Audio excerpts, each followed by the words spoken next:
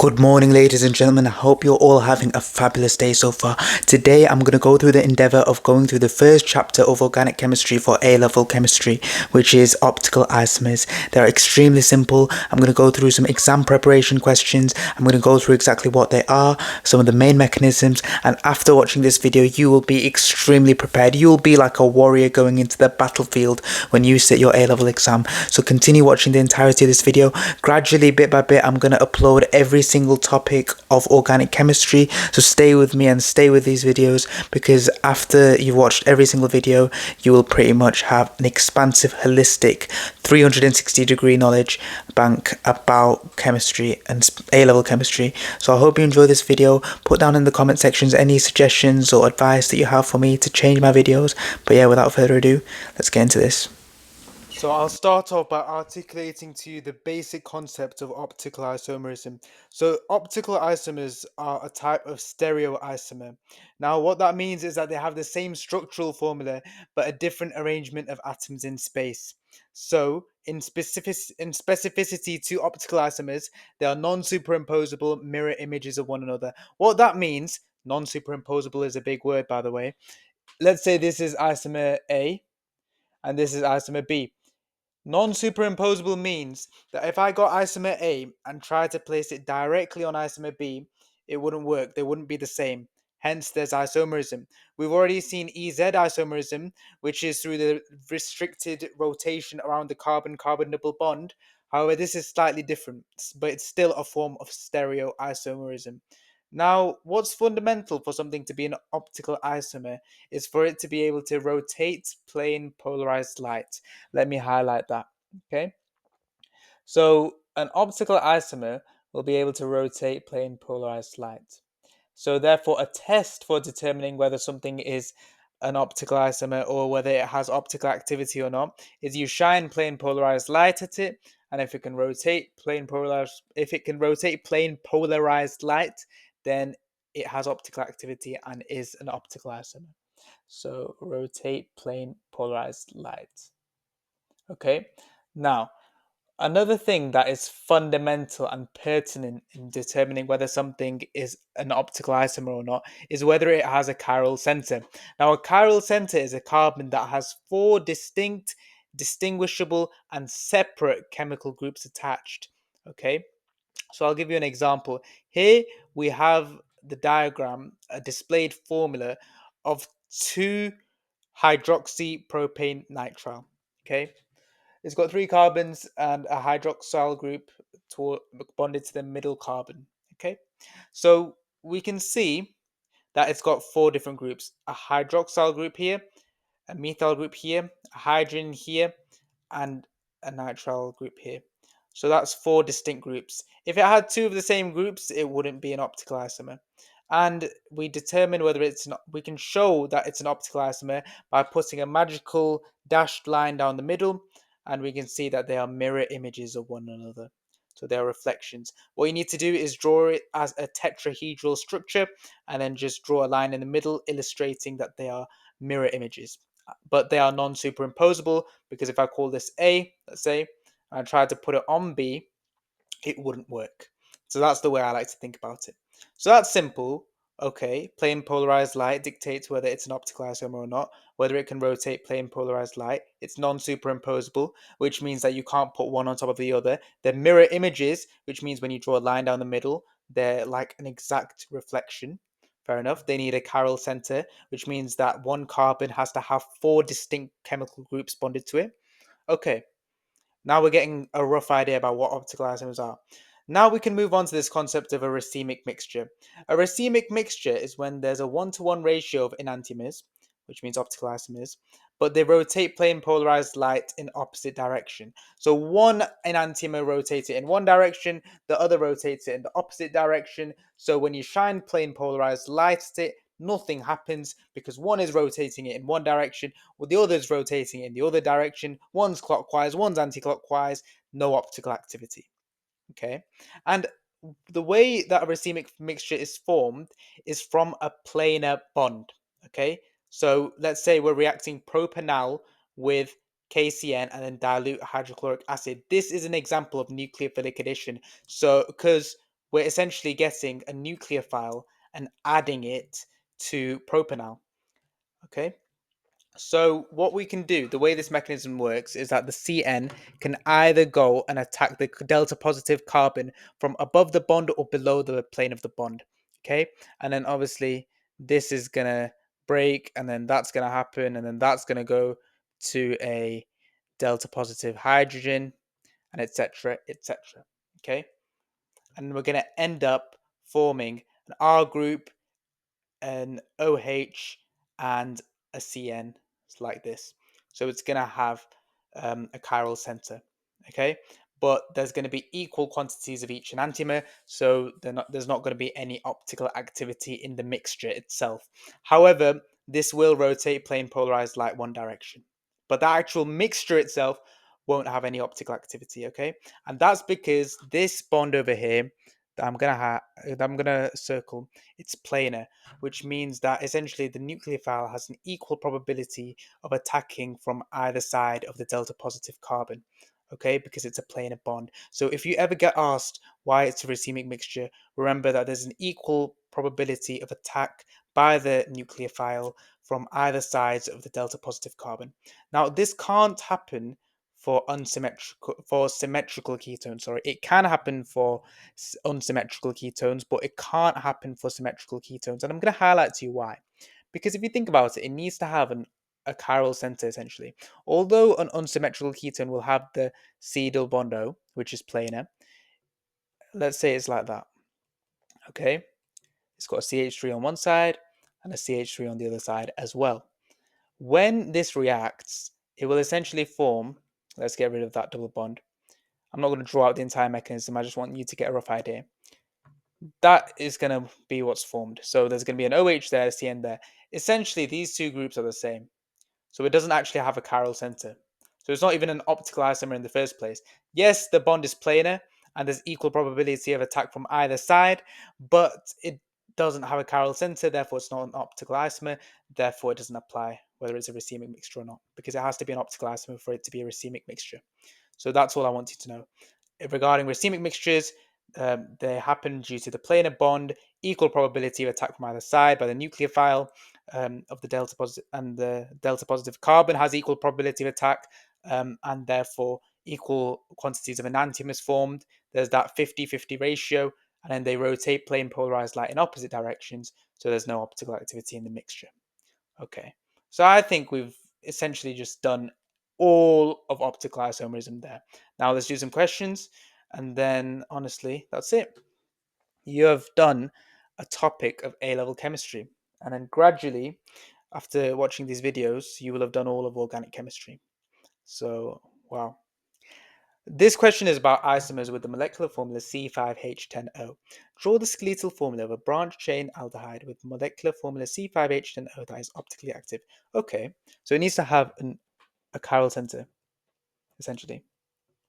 So it can't be this one because this can only bond three other elements because it's got a double bond. So it has to be this one. So let's bond that to a methyl group. Hang on, how many carbons do I have? 3. So we need to have 2 more. So CH2, CH3, and then a H. So how many hydrogens are there? 3, 5, 6, 9, 10. Yep, right amount of hydrogens, right amount of carbons, right amount of oxygens. So if we had to draw it skeletally, that's 1, that's 2, that's 3. Let's draw the methyl group there. And then let's draw that there. And then let's draw that there. So that is what you would draw. 1, 2, 3, 4, 5. That's how many carbons there are. That's a methyl group. There's a hydrogen there. That's a CH2. That's a CH3. And then that's it. Okay. The aldehyde CH3, CH2, CH2, CH2, CHO reacts with KCN followed by dilute acid to form a racemic mixture of the two stereoisomers of that massive molecule. So CH3. Let's draw it out. Bear with me, ladies and gentlemen. Come on, persevere. That's CH3. There's one CH2 there. Okay. I don't want to get lost in the endless sea of CH2s. Okay, another CH2. Right, I'm going to dot them down as I go. Another CH2. All right. And then a CHO. Sorry, we're not drawing that. We're drawing this. My bad. So CH3, CH2, yep. CH2, yep. There's three CH2s, so 1, 2, 3. Now we need to draw a CH, an OH, and a CN. Okay. Now, if we count the carbons, 1, 2, 3, 4, 5, 6. Never forget to count the CN. That's the mistake that 99% of the population do. Don't be the 99%, be the 1%. So that's a hexane root. We start counting at the functional group, so it's 1, then 2. So it's 2 hydroxy hexane nitrile.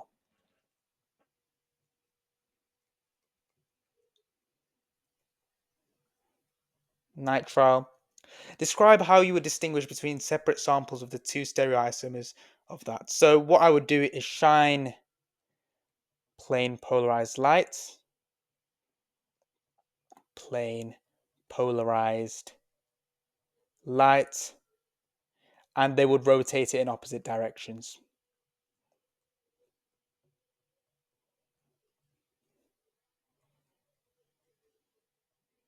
The enantiomers, that is. I'll put that in brackets.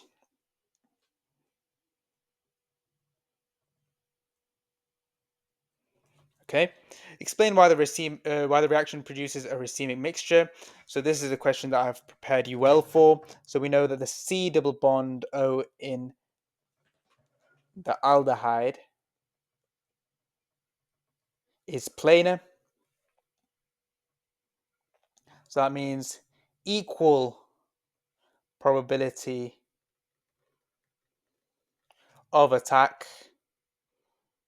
from either side of delta positive carbon by CN nucleophile. So equal quantities of enantiomers form. Equal quantities. Apologies for my handwriting. Enantiomers. So that's essentially C double bond O in aldehyde is planar. Equal probability of attack from either side of delta positive carbon by CN minus nucleophile. Equal quantities of enantiomers formed. Yeah. An isomer of this reacts with KCN followed by dilute acid to form a compound that does not show stereoisomerism. Draw the structure of the compound formed and justify why it does not show stereoisomerism. So the only way it doesn't show stereoisomerism, so okay, it doesn't have a double bond, so it can't display EZ isomerism. So it's got to be optical isomerism. The only way it can't display optical isomerism if it doesn't have a chiral center. So it has to be symmetrical. And it can't be an aldehyde then, because aldehydes are already unsymmetrical because they have a C double bond OH on one side and not the other. So it's got to be a symmetrical ketone. So CH3, CH2, I think C double bond O, then CH2, then CH3. Let's count the carbons. 1, 2, 3, 4, 5. 1, 2, 3, 4, 5. And the hydrogens are the same as well. That's right. Okay, good. Let's go on to here.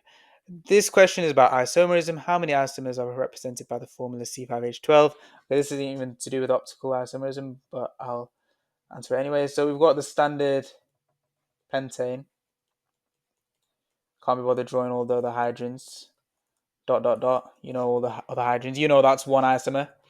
And then we've got another one. If we've got essentially butane, but with a methyl group, it's the same if you have it there because it's symmetrical. And if you put it at the end, it's basically just pentane again. So that's one isomer. Can't be bothered drawing all the other hydrogens. And then when you've got propane as its base, we've got two methyl groups, essentially. So essentially, when you draw propane and draw it with two methyl groups, that will also be an isomer because it'll have essentially 12 hydrogens and 5 carbons. So in conclusion, it's got 3 isomers. Chain isomerism because it's not a functional group because I don't think they have a functional group because it's just different forms of an alkane. Draw 3-dimensional representations. We've already drawn them, but I'll draw them again. So we've got a C in the middle, an OH. We've got a lovely little triangle coming out to show the CN or whatever. And then we've got here it's going to be a CH3 and then a H there. Then we draw our magical line and then we draw that CN. Remember, they have to be mirror images of one another. CH3, hydrogen, and then OH. There we go. Describe how separate samples of each of these enantiomers could be distinguished. Just shine plain polarized light.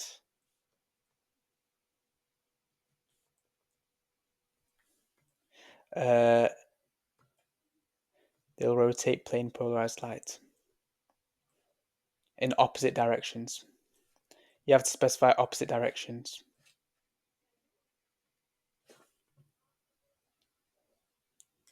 Okay, that's done. So we've done these 2 pages.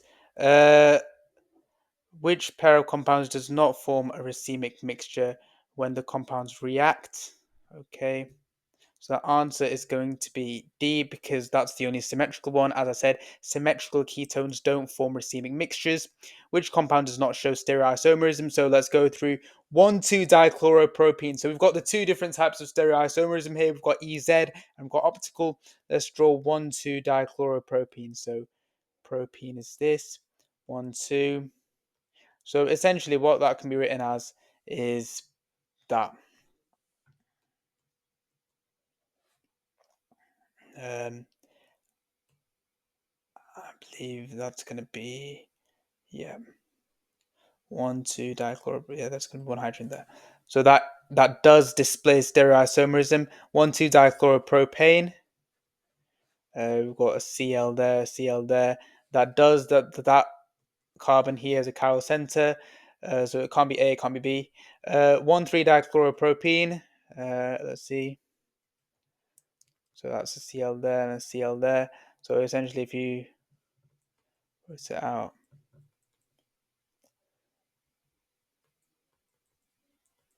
it would be this, and then this molecule over here. And yeah, it would have a chiral center. It would have one, I believe. It would not have a chiral center, but it would have EZ isomerism. However, this is a symmetrical alkane because when I draw it out, it's symmetrical. So therefore, it doesn't have a chiral center because it just has 2 groups, which are the same. Okay, done. So the answer is D. Okay, final question. Butan-2-ol reacts with concentrated sulfuric acid to produce 3 isomeric alkenes. Name and outline a mechanism to show how any one of these alkenes is formed. Explain how this reaction can lead to the formation of each of these 3 alkenes. So essentially, one of the alkenes is going to be EZ, so it's going to be 2, and then one of them is just going to be a standard alkene to make it 3. So name a mechanism. Essentially, if you're ever reacting an alcohol with concentrated sulfuric acid to form an alkene, it forms that is a dehydration mechanism, but it's essentially elimination of water. So they don't like calling it dehydration in chemistry. Butan-2-ol. So essentially, all this. And essentially, what you've got to know is that the lone pair on the oxygen reacts with the delta positive hydrogen because the acid is a proton donor. That then forms. I'll draw the hydrogens this time.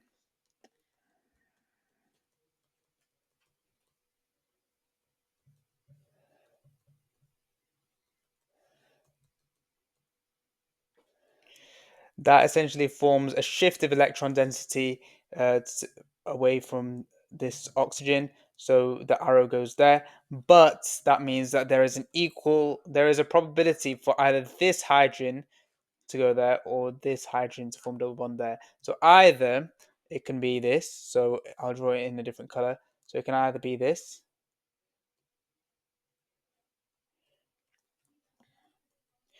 And now we just need to draw every carbon as having 4 bonds. Okay, that's fine. And then so it can either be but1ene or it can be but2ene. We'll draw that in red. So essentially that's going to be,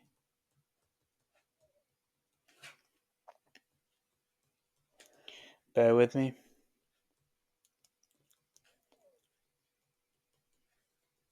And butene, it can also be written as, if we write it like this, CH3, or, apologies, this one is wrong. That's not there. So that goes there, and that goes there. So that displays EZ isomerism. So in the answer, all I would put in the 8 marker is that butene and but1ene are formed. Butene can be an EZ isomer depending on the position of the methyl groups and the hydrogens across and opposite the carbon-carbon double bond. And then just you'd get marks for the mechanism and describing that it can either be this hydrogen, essentially, or this hydrogen, and just talk about the lone pair moving to the H plus. But in general, ladies and gentlemen, that is it. I've gone through some past paper questions. I've gone through optical isomerism. I hope you found this video helpful. If you did, please do leave a like, subscribe, and honestly share it to all your friends, because I believe that this is extremely beneficial for your learning and your revision. I hope you enjoyed the video. Do leave a comment about what I can change in the future, and have a nice day.